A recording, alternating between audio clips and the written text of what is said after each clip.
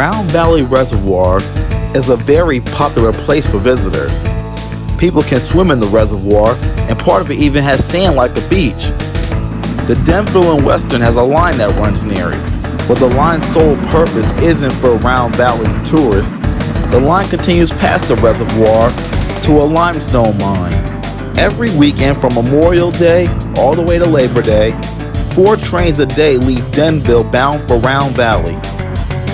When the trains get there, they lay over for an hour, and passengers have the option of waiting for the last train or departing on the same train they came on.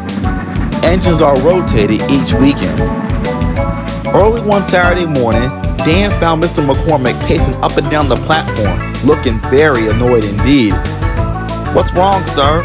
asked Dan. "Our mechanic called out," said Mr. McCormack, very flustered indeed. "And Lewis needs work on his crosshead guide before he could take the first train to Round Valley." "I can do it, sir," Dan volunteered. Mr. McCormack looked at Dan. "Are you sure?"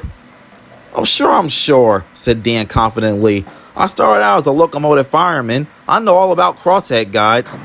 "Well, in that case," said Mr. McCormack, "you better get over to that maintenance shed and fast." "Yes, sir," replied Dan. Lewis was waiting patiently inside the shed when Dan walked up. "Hello, Dan. Is there a change of work for me today?" "No, there isn't," replied Dan. "I'm going to repair your crosshead guide since the mechanic called out." "Oh, thank you," replied Lewis. "I really need work on it." So Dan quickly grabbed the tools and got to work. And in no time, Lewis was ready to depart. "Thank you, Dan," called Lewis. "No problem," Dan replied. Lewis was soon coupled to his train, and once the passengers were on board, he set off for Round Valley.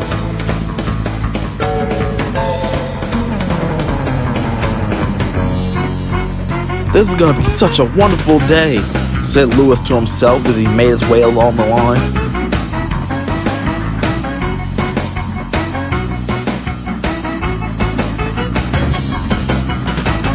Later that morning, Dan had just finished installing a new light bulb in Griffin's headlight. "Thank you, Dan," whistled Griffin. "No problem," Dan called after him. As Griffin left, Mr. McCormack walked into the shed to talk to Dan. "How's everything going here in the shop?" asked Mr. McCormack. "Oh, well, it's fine," Dan replied. "I just finished replacing Griffin's light bulb. I fixed Stacy's bell. And I fixed Lewis's crosshead guide really good. I applied a steel shim to it." Mr. McCormack blinked. "What did you use for his crosshead guide?" he asked. "I used a steel shim," replied Dan. Mr. McCormack put his hand on his head. "Oh, no. No. What's wrong, sir?" asked Dan. "Dan, you should have used brass," said Mr. McCormack. "It's a much softer metal." "What's going to happen to Lewis?" Dan asked.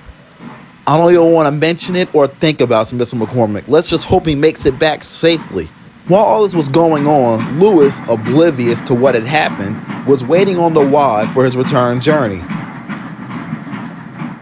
After the layover, the passengers reboarded and Lewis puffed away back towards Denville.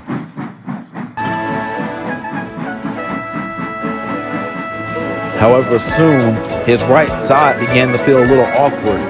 "My valve gear feels funny," he told his driver. "Dan just did work on your crosshead guide. It probably has to work itself in." Then it happened. There was a loud bang. "Ouch! Ooh! Driver, stop! Stop!"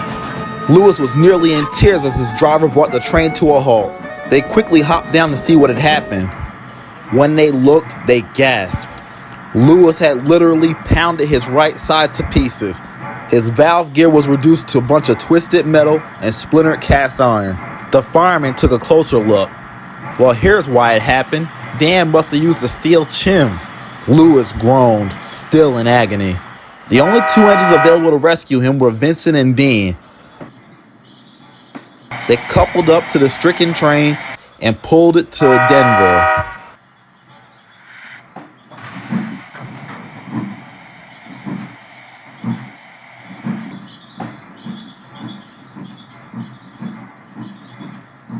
Once in Denville, Ronnie and Leon were called upon to cover the rest of the trains for the day.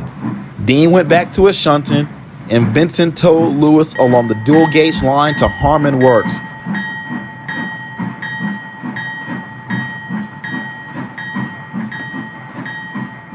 Later that day, Lewis was telling Larry all about what had happened when Bernard pulled in. Mr. McCormick and Dan stepped out of his cab.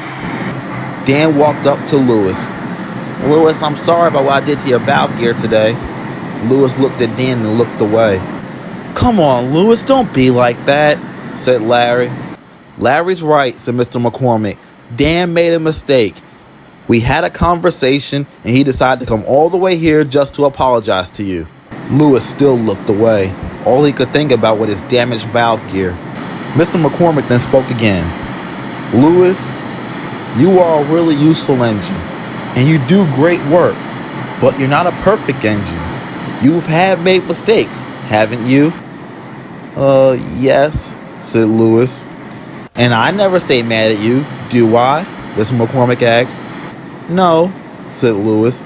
"So you shouldn't stay mad at Dan." Mr. McCormick finally finished. "He made a mistake and he's sorry." Lewis didn't say anything. "Come on, Lewis," said Larry. "Okay, Dan, I accept your apology," said Lewis quietly. "Thank you," replied Dan. "And I promise, when you come back, I'm gonna give your bell and whistle the best polish they ever had." That made Lewis smile. "Thank you, Dan," he smiled. "Yes, you, me, or engines can all make mistakes, but although you should try hard not to make them, it could be very worth it when you learn a good lesson in the end."